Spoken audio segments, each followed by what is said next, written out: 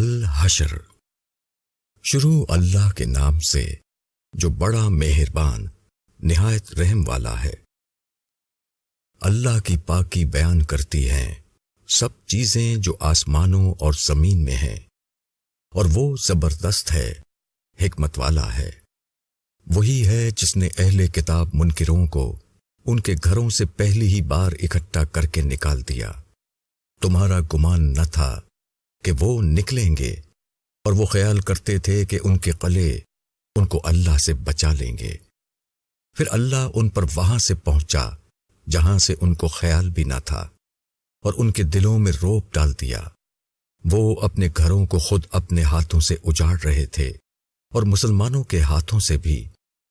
پس اے آنکھ والو، عبرت حاصل کرو۔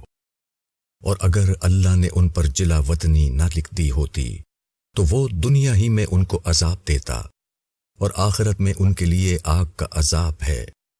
یہ اس لیے کہ انہوں نے اللہ اور اس کے رسول کی مخالفت کی، اور جو شخص اللہ کی مخالفت کرتا ہے تو اللہ سخت عذاب والا ہے۔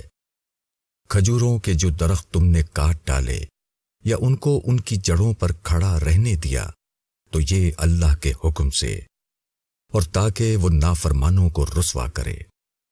اور اللہ نے ان سے جو کچھ اپنے رسول کی طرف لوٹایا تو تم نے اس پر نہ گھوڑے دوڑائے اور نہ اونٹ، اور لیکن اللہ اپنے رسولوں کو جس پر چاہتا ہے تسلط دے دیتا ہے، اور اللہ ہر چیز پر قادر ہے۔ جو کچھ اللہ اپنے رسول کو بستیوں والوں کی طرف سے لوٹائے تو وہ اللہ کے لیے ہے اور رسول کے لیے ہے، اور رشتہ داروں اور یتیموں اور مسکینوں اور مسافروں کے لیے ہے، تاکہ وہ تمہارے مالداروں ہی کے درمیان گردش نہ کرتا رہے۔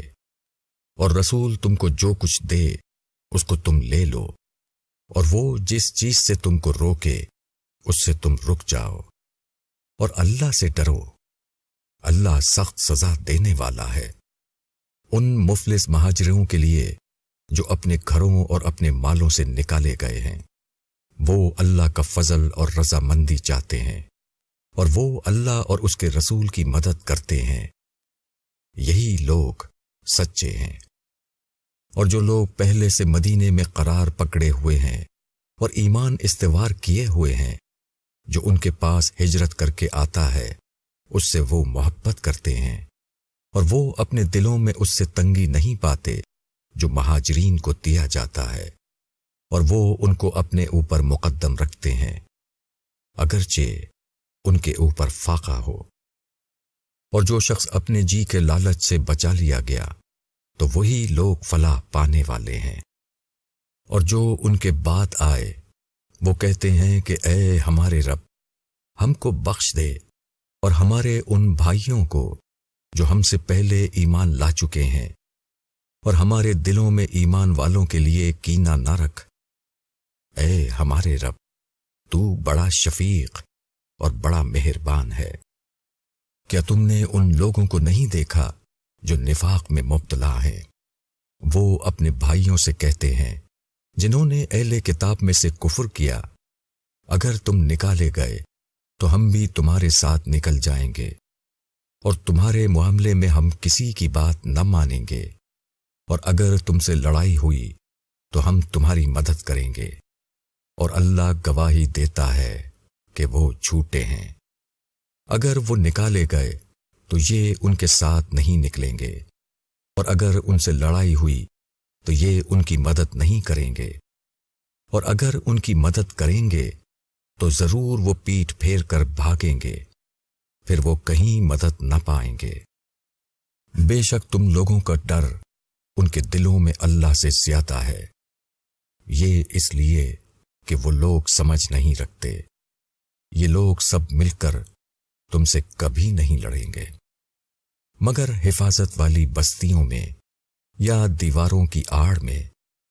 ان کی لڑائی آپس میں سخت ہے، تم ان کو متحد خیال کرتے ہو، اور ان کے دل جدا جدا ہو رہے ہیں، یہ اس لیے کہ وہ لوگ عقل نہیں رکھتے۔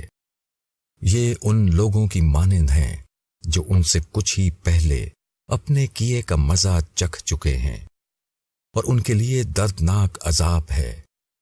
جیسے شیطان جو انسان سے کہتا ہے کہ منکر ہو جا، پھر جب وہ منکر ہو جاتا ہے تو وہ کہتا ہے کہ میں تم سے بری ہوں، میں اللہ سے ڈرتا ہوں جو سارے جہان کا رب ہے۔